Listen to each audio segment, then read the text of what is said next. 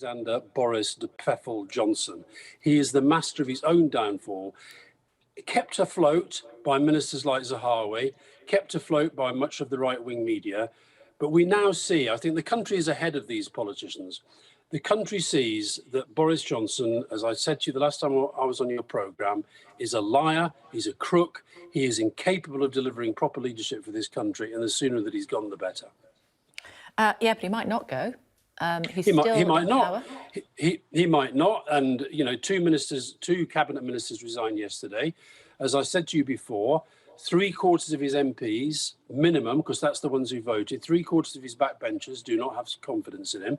We now see that there are some members of the cabinet who've gone, other members of the cabinet who are clearly thinking about it. And yes, he may stay, because the thing people need to understand about Boris Johnson, we're not talking about a normal politician. We're not talking about a normal human being.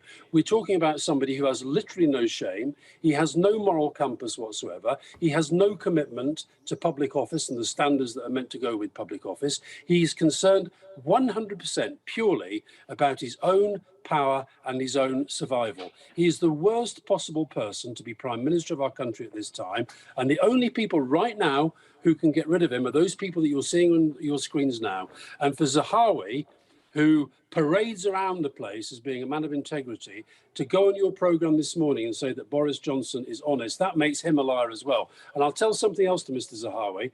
He's been Education Minister, and he had a nice easy ride as the Vaccines Minister because he had some wonderful people at Oxford University doing the hard lifting for him. He's now Chancellor of the Exchequer, in charge of the nation's finances. He better understand that people rightly are going to come after him over his finances, over his business interests, over the way he has done business down the years. And I look forward to seeing how that unfolds.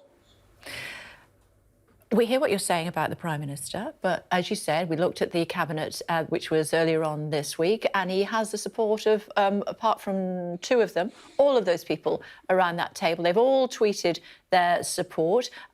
He's got Prime Minister's questions today. He's then got the liaison committee at 3 o'clock this afternoon.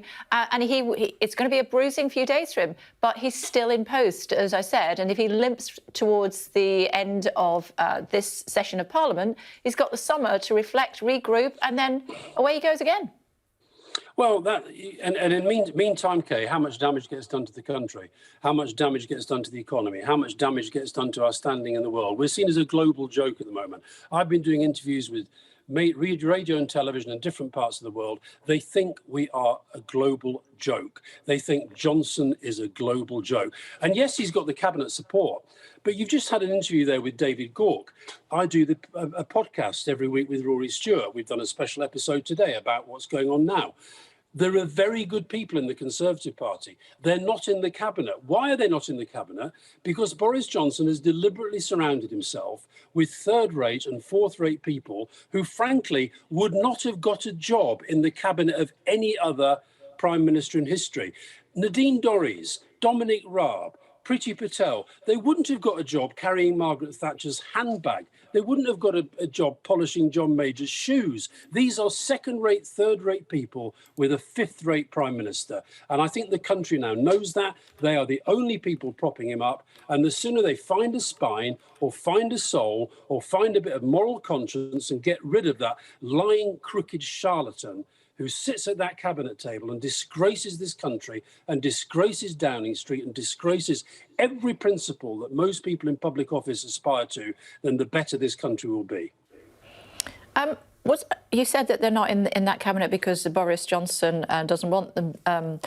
They're not up to scratch. But I mean, Boris Johnson decided that they weren't up to scratch, didn't he?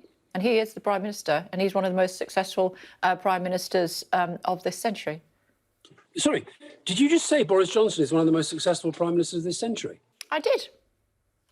Based upon what? He has achieved his majority. Nothing. He beat his Jeremy majority. Corbyn. Kay, I know you've got to sort of play devil's advocate a bit. He beat Jeremy Corbyn in a general election. He told a pack of lies to win an election about his oven-ready Brexit deal. He has achieved literally nothing. Our economy is going backwards. The COVID vaccine rollout that he claims credit for, as I know from people at Oxford University, was done despite the government rather than because of it. He parades as a global leader on Ukraine, which he uses only for his own survival.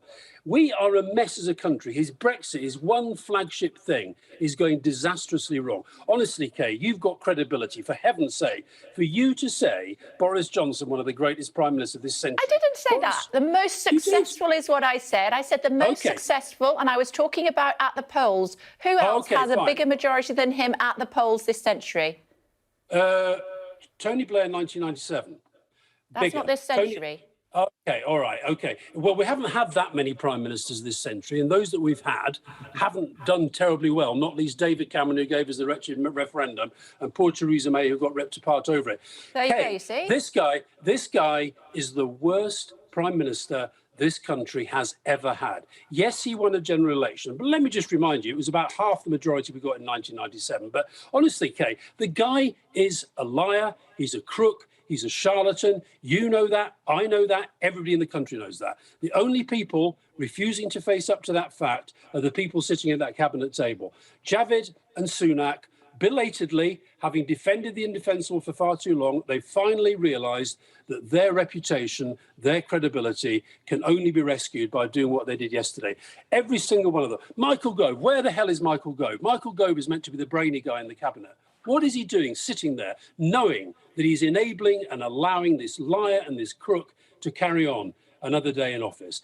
Every single day that this guy is prime minister, this country gets trashed further. Our reputation in the world gets trashed further. And these now are the only people who can get rid of him. And so, Mr. Zahawi, it's very nice to be living rent-free inside your head.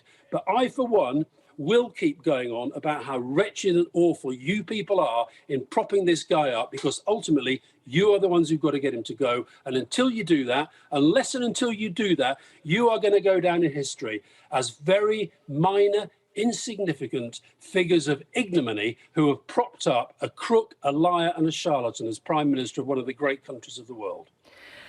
I wish you wouldn't sit on the fence, Alistair. It's good to talk to you as always. Thanks very much indeed for joining us. Thank you.